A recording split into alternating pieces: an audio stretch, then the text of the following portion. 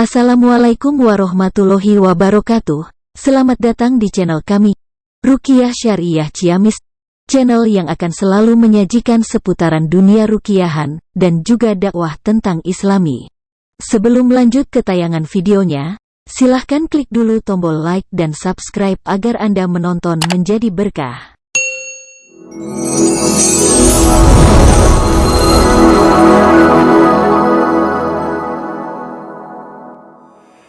Assalamualaikum warahmatullahi wabarakatuh. Bismillah, alhamdulillah, wassalatu wassalamu ala rasulillah wa ala alihi wa sahbihi wa mawalah, amma ba'du. Puji syukur marilah kita panjatkan kehadiratillahir Rabbi yang alhamdulillah dengan kudrat dan iradatnya Allah memberikan kesempatan kepada saya untuk menyampaikan sebuah materi yang mudah-mudahan bermanfaat jadi amal ibadah khusus kepada orang yang mendengarkannya, umumnya bagi kita semua. Shalawat beserta salam semoga senantiasa Allah curahkan kepada baginda kita Habibana wa Nabiyana Kanjeng Nabi Muhammad sallallahu alaihi wasallam. Hadirin rahimakumullah, dalam salah satu kitab ada kisah kejadian nyata, yaitu di zaman Khalifah Sayyidina Abu Bakar Siddiq. Ada seseorang yang datang kepada beliau menyampaikan kabar bahwa di salah satu tempat ada orang yang meninggal. Seraya Sayyidina Abu Bakar Siddiq mengucapkan inna lillahi wa inna ilaihi raji'un. Lalu Sayyidina Abu Bakar Siddiq datang kepada sahabat-sahabatnya untuk mengurus jenazah tersebut, sehingga Sayyidina Abu Bakar Siddiq ngajak dengan para sahabat untuk mengurus jenazah tersebut. Yang pertama dimandikan, alhamdulillah setelah selesai sempurna dimandikan, lalu dikafani, yaitu dibungkus dengan secara afik. Beliau yang membungkusnya, beres dibungkus lalu disolatkan. Setelah beres disolatkan, salah satu dari keluarga ada permintaan kepada Abu Bakar, ya Abu Bakar Siddiq, tolong penguburannya ditunggukan karena ada salah satu saudara yang lagi di perjalanan untuk melayatnya. Maka permintaan dari keluarga dikabulkan sehingga ditunggukan untuk penguburannya. Nah, dalam penantian keluarga yang lagi di perjalanan itu, Abu Bakar Siddiq takziah. Beliau membacakan Al-Quran, sahabat-sahabatnya ada yang membaca sholawat, ada yang zikir dan kalimah-kalimah thayyibah yang lainnya. Nah, ada salah satu sahabat, beliau di tengah-tengah takziah melihat kepada jenazah tersebut, ternyata di dalam kain kafannya ada yang bergerak-bergerak, sehingga diperhatikan, ternyata gerakannya semakin kencang. Maka itu sahabat melaporkan kepada Abu Bakar, ya Abu Bakar, lihat itu di dalam kain kafan mayat tersebut ada yang bergerak. Sehingga Sayyidina Abu Bakar melihat ternyata memang jelas gerakan-gerakan semakin kencang. Kaget Sayyidina Abu Bakar Siddiq. Apa sebab dengan kekagetannya? Beliau yang membungkusnya dengan secara apik, tidak ada makhluk yang lain yang ikut terbungkus, tapi dalam kenyataan ada yang bergerak di dalam kain kafan tersebut. Tidak mungkin mayat hidup lagi, tapi ada sesuatu hal yang bergerak. Penasaran itu Abu Bakar Siddiq sehingga membuka tali kain kafan. Ternyata yang bergerak tersebut adalah ular yang lumayan agak besar. Benar-benar kaget itu Sayyidina Abu Bakar. Ular itu dari mana jalannya? Kok sehingga itu ular ada di dalam kain kafan yang kebetulan itu ular lagi melubangi kepalanya, lagi makan otaknya. Sehingga Abu Bakar Siddiq beserta teman-teman bermusyawarah. Alhasil musyawarah, tidak ada jalan lain bahwa ular itu harus dipukul, harus dibunuh. Maka pas Sayyidina Abu Bakar Siddiq mencari pemukul untuk membunuh ular tersebut, maka ular keluar dari lubang kepala. Kelihatan di dalam mulutnya masih ada sisa-sisa otak yang berwarna putih.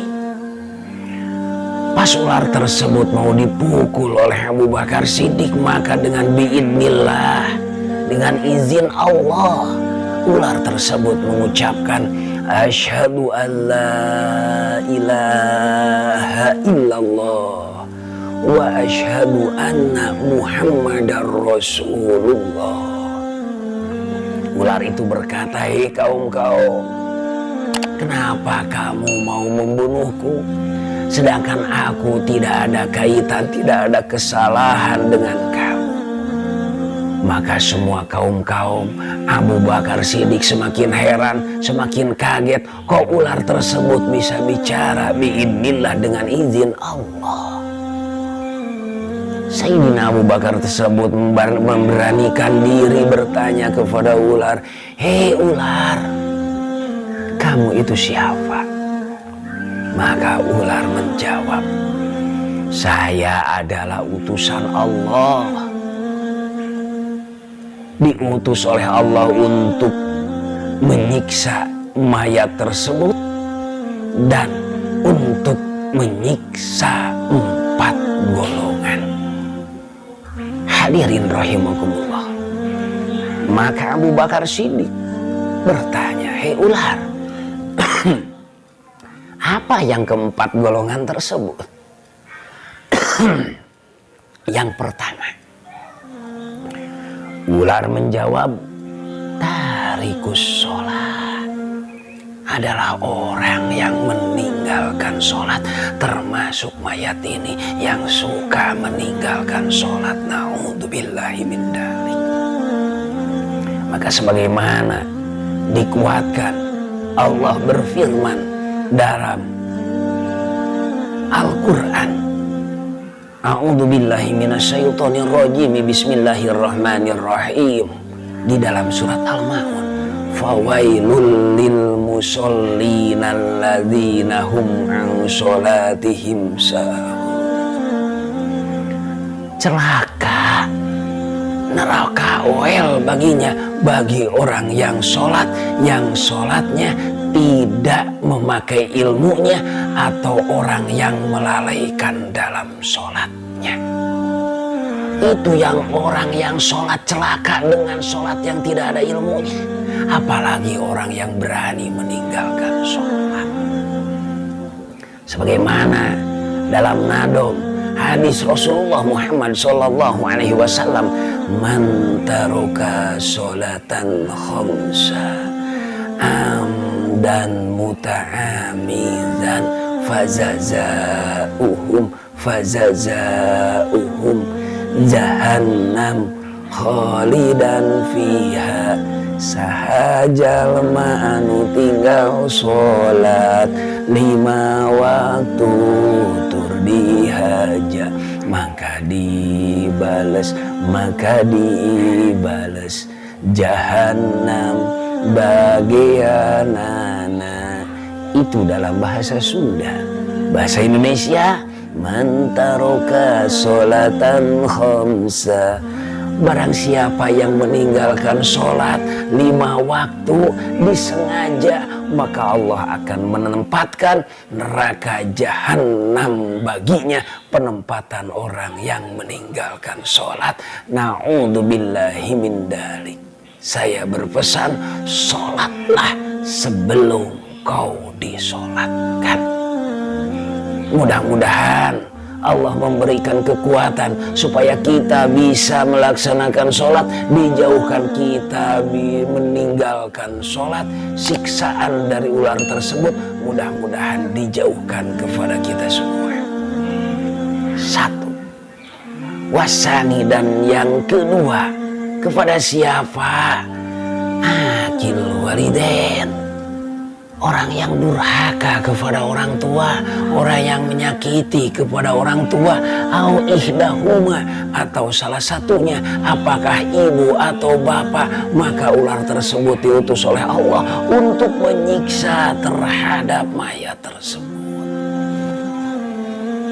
Sebagaimana dikuatkan bitauqidan, ridallah biridal walidain wa ghadaballah bighadbil walidain.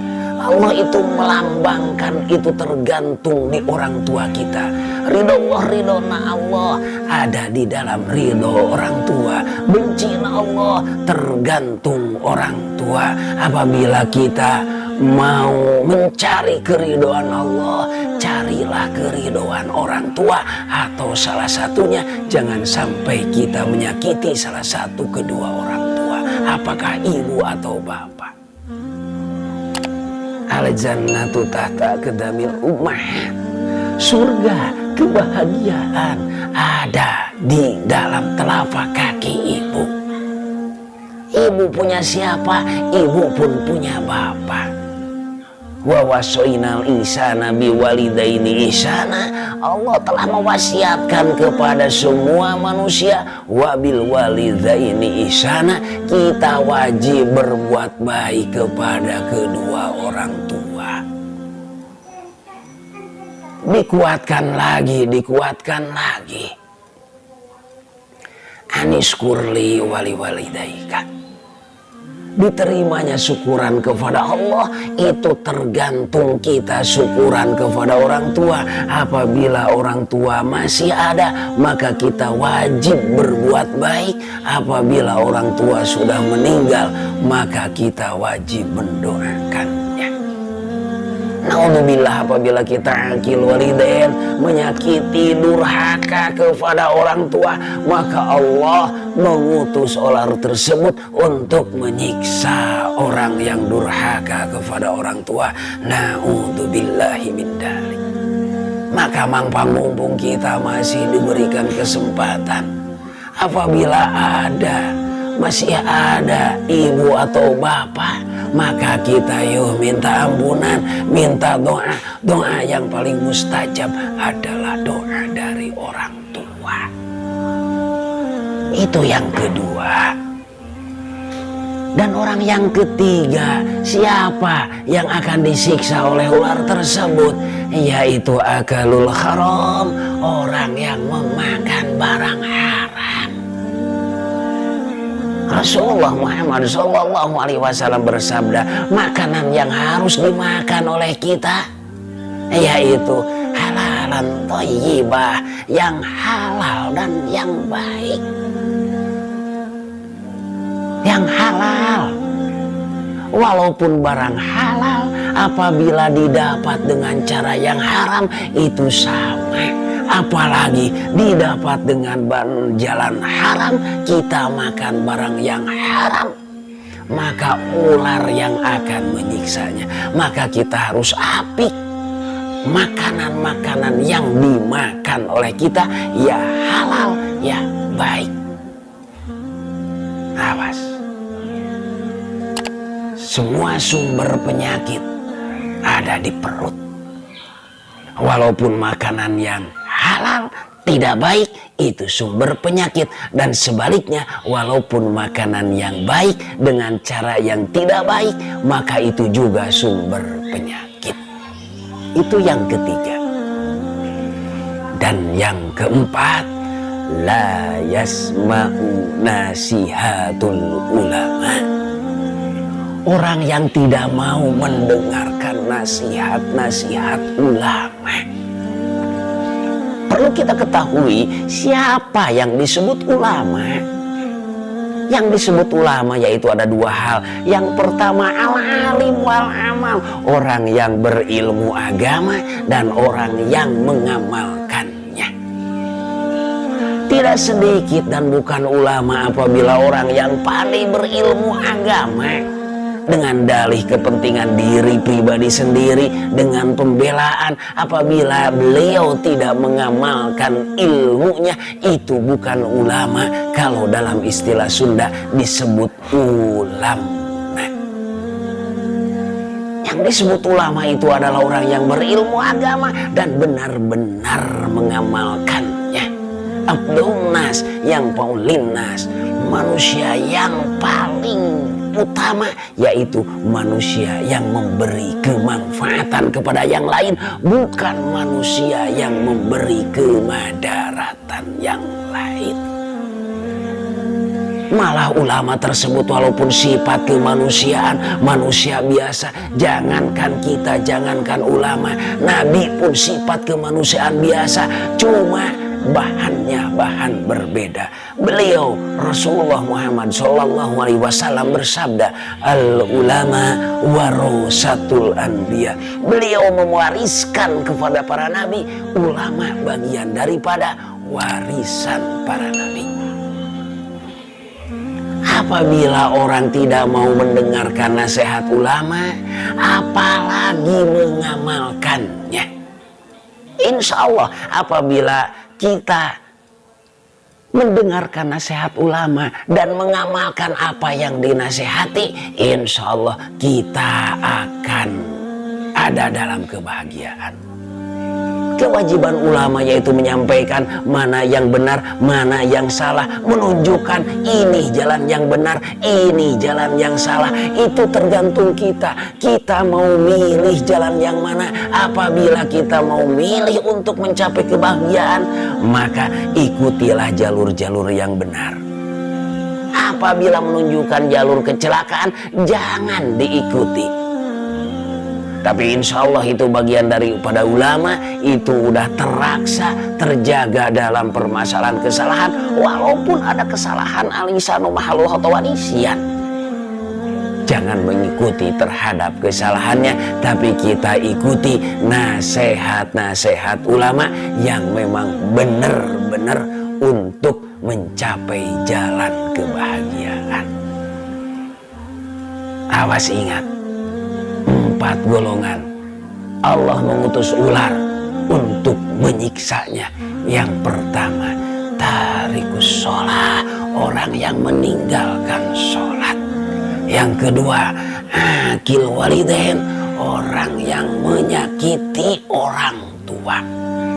Yang ketiga, akalul haram, orang yang memakan makanan yang haram.